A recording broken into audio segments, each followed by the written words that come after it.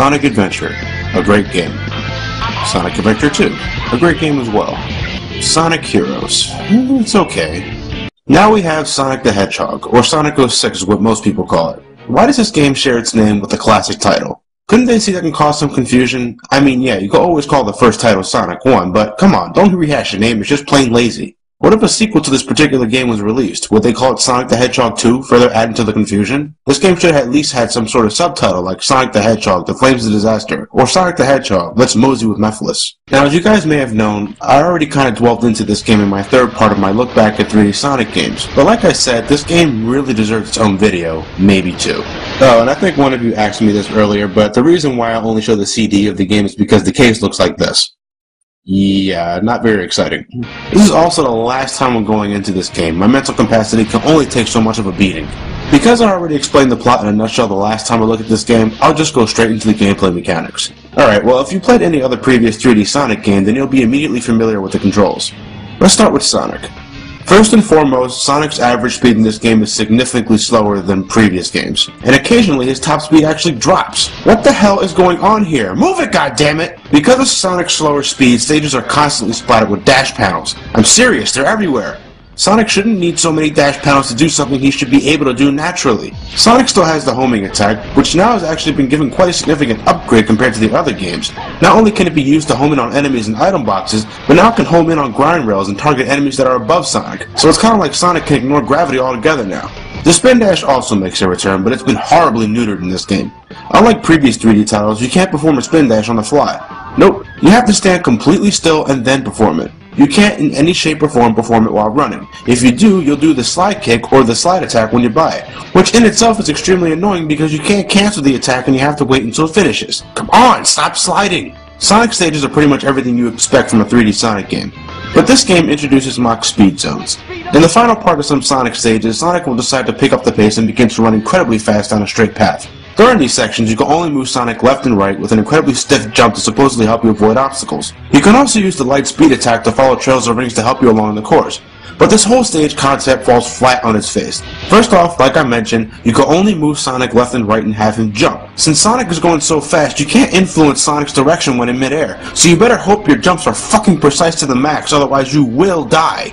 And this level really takes the cake in extreme frustration. That tornado's carrying a car! Thank you, Sonic, I can see that. Look how much shit is thrown at you! How is it possible to complete this level without getting hit? It's almost like it's part of the mission. Get to the goal ring. Oh, and get hit by a car. Fuck! Oh, God.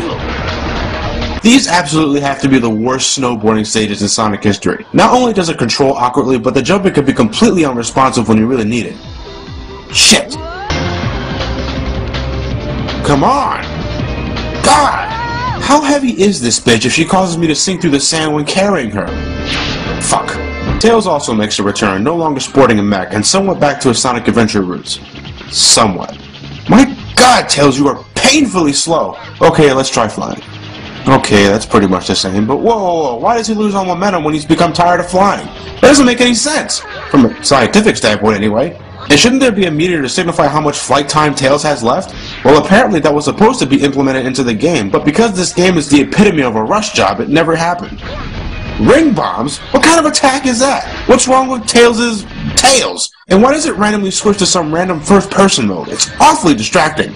Actually, I think it has something to do with how hard you press the attack button. You can hold it down to aim the ring bombs in first-person mode, but without some sort of aiming reticule, you might as well be blindfolded. Tails, I never thought I'd say this, but I'd rather play as you in your mech. Or better yet, your Sonic Adventure 1 counterpart. Anyway, Knuckles and Rouge are also back, but they've too been butchered. Well, first off, their speed has also been reduced drastically. It's faster to glide than it is to run with these two. Secondly, what in God's name happened to their combat moves? I can never tell if I'm actually hitting enemies here, and the charge attack is horribly random when you're trying to hit something. And just like Tails, Rouge also sports bombs. I mean, come on! Rouge's martial arts in Sonic Adventure 2 were just fine. If it's not broke, don't fix it. Oh, and sometimes Knuckles and Rouge also like to get stuck on walls. I've heard from some people that they've been stuck for as long as 10 minutes. I mean, wow, 10 minutes? Thankfully for me, they've only remained stuck for a few seconds, but still, it's incredibly annoying. Let's get moving! Shadow. Well, his vehicles make a return, but to me, they're terribly uninteresting. The only one I found remotely appealing was the motorcycle when chasing the train, but even then, the controls felt incredibly fuck. Damn it! Shadow plays pretty much like Sonic, with more emphasis on combat. When performing the homing attack, you can continuously mash the jump button to melee the shit out of your opponents. But it really doesn't look like I'm doing anything to them. To me, it just looks like Shadow's doing mid-air dancing, and the mere sight of him doing that is what causes harm to the enemies, even this train. He also has the ability to activate his chaos mode or something like that. But you know what? I rarely used it. In fact, I used so little of it that I actually forgot I had it and didn't record any footage of it. I'm dead serious. Omega gameplay is boring.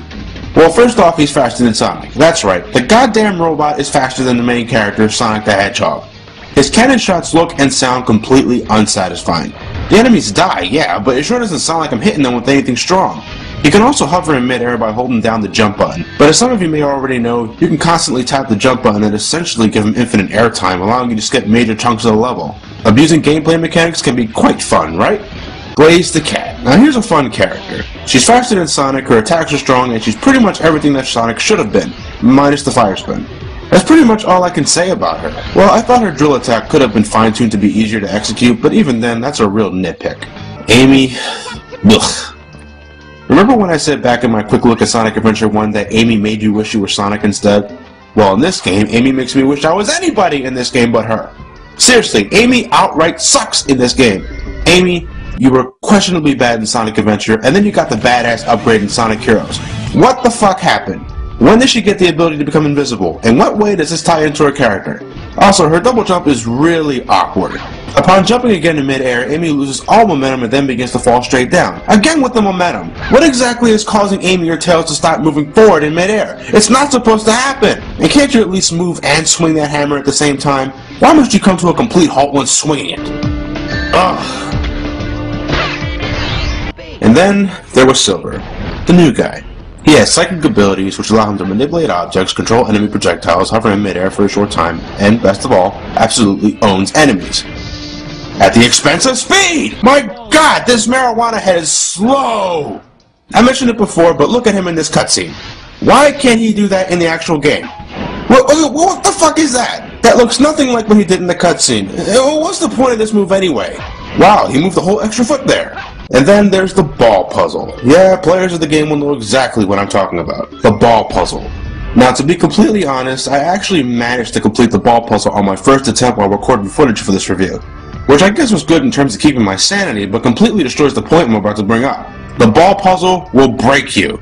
You have to maneuver this ball down an L-shaped path in this specific hole. Along the path, there are several metal boxes and other holes to interfere with your progress. You push the ball with Silver's attack, which pretty much moves in the direction Silver is facing. Each time you hit the ball, the number on it goes down by 1. When it reaches 0, it explodes on you, so you have to start over. Not only that, but after hitting the ball the first time, it begins counting down on its own. So not only do you have a time limit, but you can only hit the ball a certain amount of times before having to start all over. When I first encountered this puzzle, it took me, and I shit you not, 33 minutes to complete it.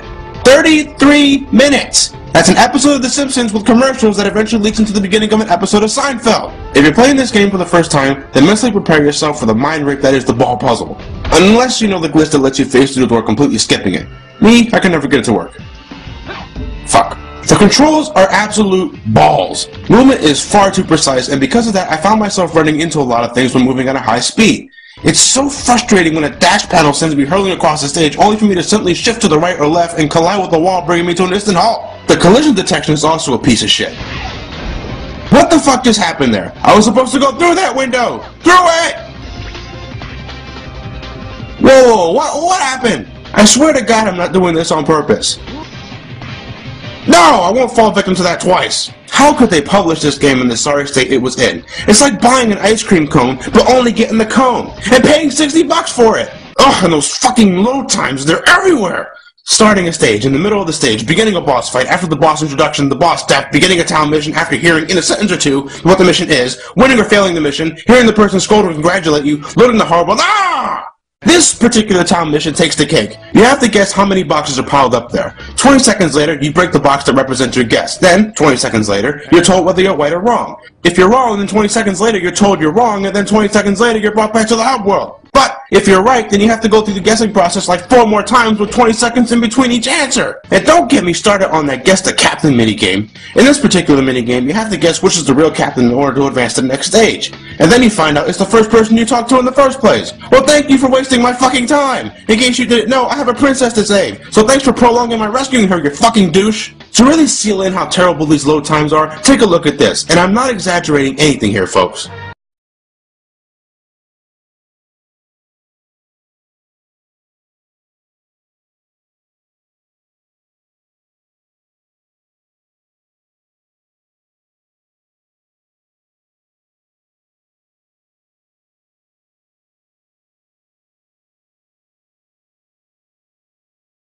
What went wrong? Installing the game on the 360 reduces the load times by about 5 to 6 seconds, so if you're willing to sacrifice 6 gigs of your precious memory for making the pain only slightly ease away, then be my guest. Hub Worlds! This game is the reason I hate Hub Worlds so much. They're too fucking big and severely lifeless. Look at this. Was this really necessary? There's no need for all this space, and it's worse when you're silver because you're too fucking slow. And it's so easy to get lost in them because everything looks the fucking same. Holy shit, I haven't been this angry since Sonic Genesis. Camera, tree, get the fuck out of the way. There. Who the fuck is this dude? In terms of glitches, well, to be honest, I never really came across any besides the wall glitch. Many times I found people complaining about glitches only because they were looking for them. And to me, well, don't blame the game if you're trying to glitch something on purpose. I don't consider this a glitch, I just think that's horrible collision detection. If they're the same thing, then I'll shut up. What is the deal with some of these achievements? Blue Phantom, Supersonic obtained the all moves? Unlocked the complete ending to the last hidden story? What the hell's going on here? Well, apparently this one means I have to S-rank the last mission, but I don't think it actually changes anything in the ending. In fact, I think it's bullshit. These are horribly English. Clear unlocked Sonic difficult level mission? My god, how English can you get? Not much to say about boss fights. They're pretty generic and they're kind of boring. But I'm pretty sure many of you remember your first encounter with Silver. Look, I'm going to show you not what to do when fighting him. It's no use! Take this! It's no use! It's no use! It's no use! It's no use! It's no use! It's no use! It's no use! There's also these upgrades that Sonic can later purchase when he has enough rings. I'm going to tell you this right now, some of these are a nice addition, but at the same time they're also incredibly game-altering. Look at this, I'm flying! I'm skipping the entire level just by flying! Apparently that bar in the lower right corner of the screen was supposed to limit Sonic's use of these gems, but it was never implemented, and because of that, you can use these regular gems as much as you want. Alright, so we played a 360 version, so that only leaves one particular question. Is it any better on the PlayStation 3? No, in fact, it's worse! The frame rates are a hell of a lot worse, the loading times are about 10 seconds longer than usual in some parts, and there's no way to install the game to shorten them. What the fuck, Sega? God, this jittering is making me sick. Brain scratch comms assemble! I can't fucking take this game anymore. What are you complaining about now, Johnny? I'm playing Sonic 06. Both versions. Why did you buy it twice? I don't know. What do you guys think? I bought it once and I'm already sorry I bought it. I already want my money back. You bought it twice? Why? I buried it in my backyard to never see it again, and all the plants surrounding where I buried it died. Whoa. Really? I just traded it in, you know, to get some of that money back. It's worth money? No one told me that. I feel so bad for the people that spent $60 on this game when it was first released. $60! I spent $14.99 on the 360 version, but I got that like a year ago, and I only spent $10 on the PS3 version.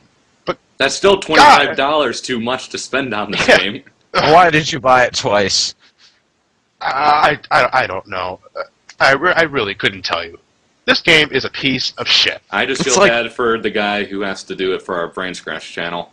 Speaking of which, isn't it you, Solaris? Yeah.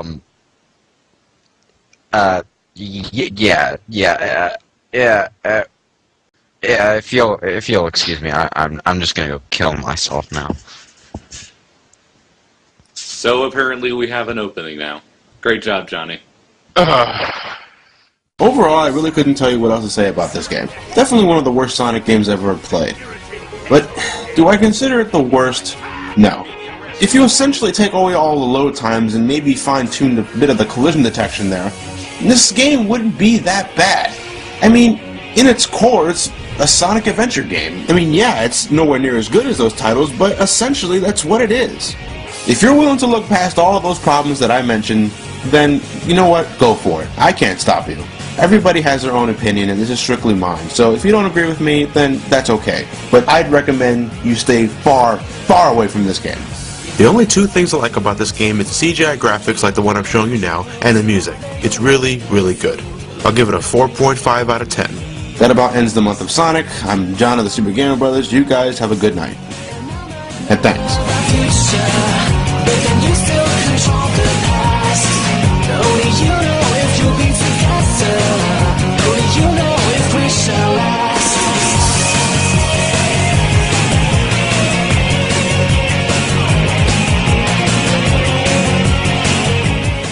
I can't fucking take this game anymore. What are you complaining about now, Johnny? I'm playing Sonic 06. You bastard.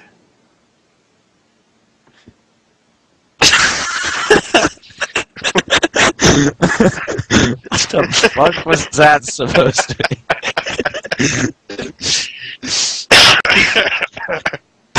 Okay.